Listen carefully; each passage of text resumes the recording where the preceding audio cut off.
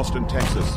High up in a university tower, a sniper shoots at unsuspecting victims in the plaza below as scores of students flee. Police have apprehended a lone gunman in an attempt on the life of President Ronald Reagan outside the Hilton Hotel in Washington, D.C. 6-hour standoff with police. William Cruz is accused of a violent murder rampage that killed 6 people, including 2 policemen. Jeffrey Dahmer stands convicted of strangling and dismembering 17 young men and boys throughout the greater Milwaukee area. Charged with the raping and killing of a 7-year-old girl in a woman's bathroom at a casino. Life imprisonment for drowning her 5 children in family bathtub. For the slayings of his mother. The bludgeoning death of her 2 young sons.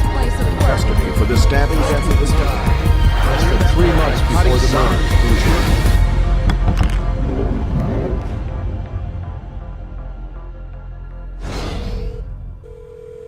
Police department? Yeah. I just killed my 2 daughters. Sir? Yeah. Tell me what happened. Okay, what's going on right now? I just freaked out and killed them. Are you on medication? Yeah. What kind of meds are you on, sir? I'm on antidepressants. I have to say, whenever I read in the newspaper of some violent act, one of the first questions I ask is, was the person on medications? Virginia Tech or the school shootings or the... my first thought is always, I wonder what drug he was taking. There are side effects to the use of drugs, and also very damaging and dangerous long-term effects, which psychiatrists often don't consider as being important. They induce violence, they induce self-violence, they induce distortions of reality leading to hallucinations, they induce a whole variety of psychiatric problems, which are then typically treated with more psychiatric drugs. We're not talking about a rash, we're not talking about dry mouth, we're not talking about nausea. We're talking about sudden, compulsive, overwhelming suicidal or homicidal urges. We're talking about violent deaths. We're talking about crippling injuries. Psychiatric drugs are rampant in society today. It's become really an epidemic.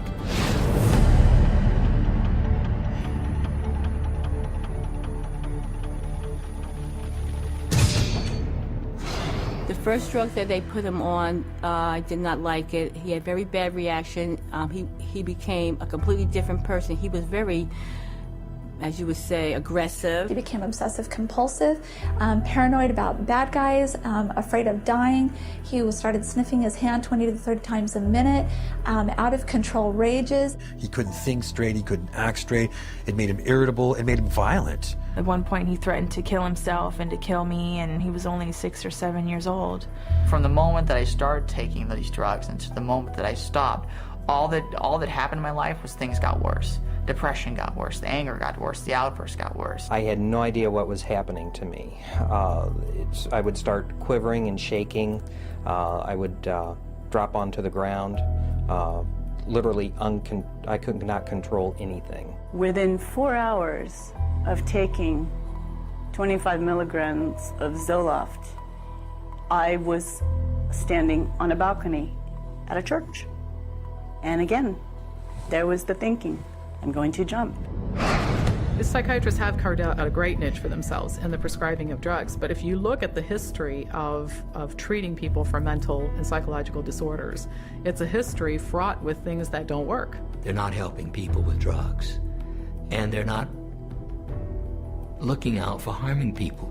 They're ignoring the harm that's coming from all of these drugs. We see suicidal thoughts, we see suicide, we see profound depression, mood swings. This is 911. Who is this? My sister tried to kill herself. Stop trying to kill herself. Where is your sister? What is she trying to do? Take pills? What? No, my dad told me now. Tell me! Stop trying to kill herself! No, you're not going to die. No, you're not going to die today.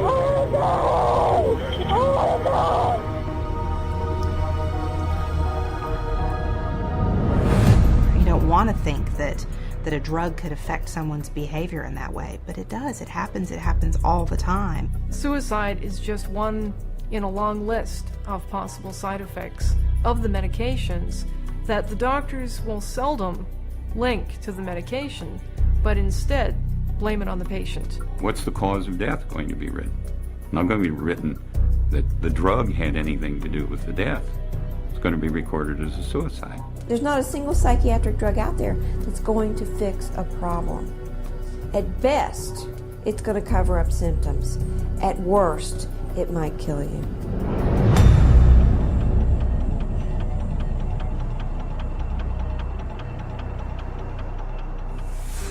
She went to get the laundry, his laundry, which hangs from a hook in Matt's closet. And instead of finding the laundry, she found her son. By the time he died, he was really mutilating himself. He carved hate into his thigh. He had gone into his closet that night, tied a rope around his closet rod, put it around his neck, shut the light off, knelt down. I ran back to him and I touched his back and I says, "No, honey, he's cold, he's gone." I'm as certain as I can be that Celexa killed my daughter. I will always blame my son's death on psychiatric drugs.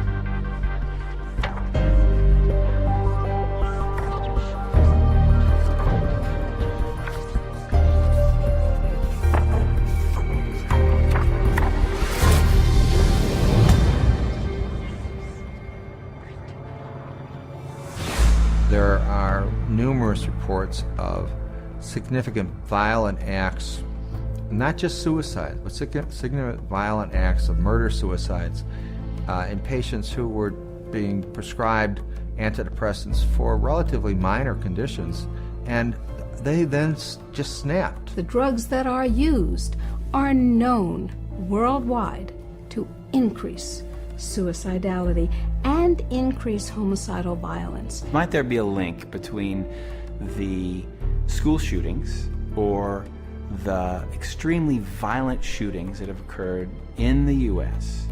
and the prescription of certain psychotropic medications?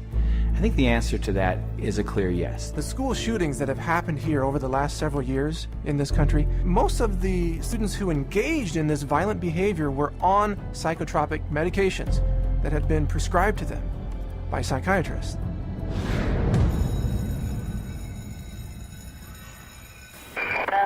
Where's your emergency? Student shot at Westside High School, Middle School. Been what? Student shot at Westside Middle School. Okay. Do you know who done the shooting? No, we do not. Okay. Like them everywhere.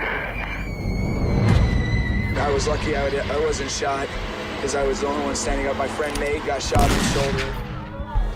Oh my God, I can't believe it's happening. This is Thursday night, nothing like that happens here.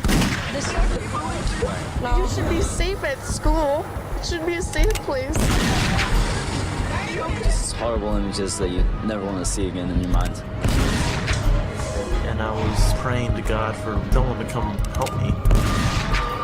He wasn't just my boyfriend, he was my best friend. A nightmare. I didn't think he had...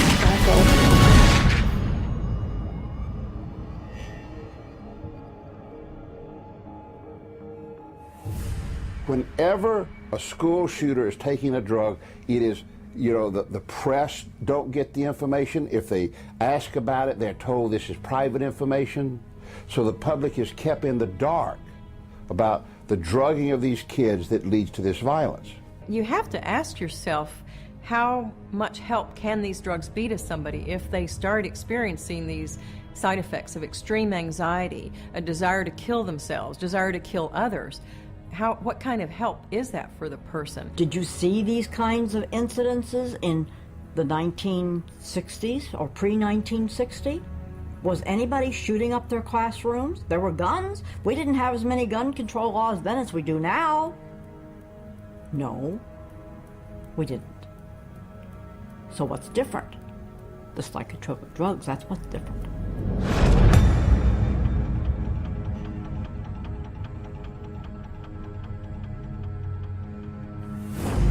These psychiatrists are, in a sense, crippling people at the same time they claim to be treating them. They are mainly just drug pushers.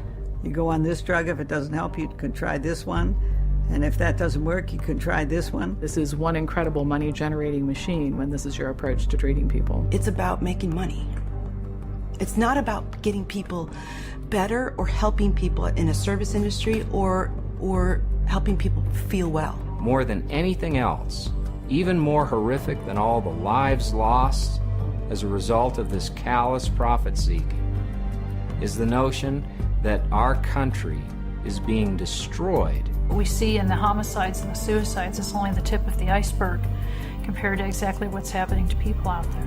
How many deaths have to occur before the public wakes up? Wake up. Wake up before it's too late.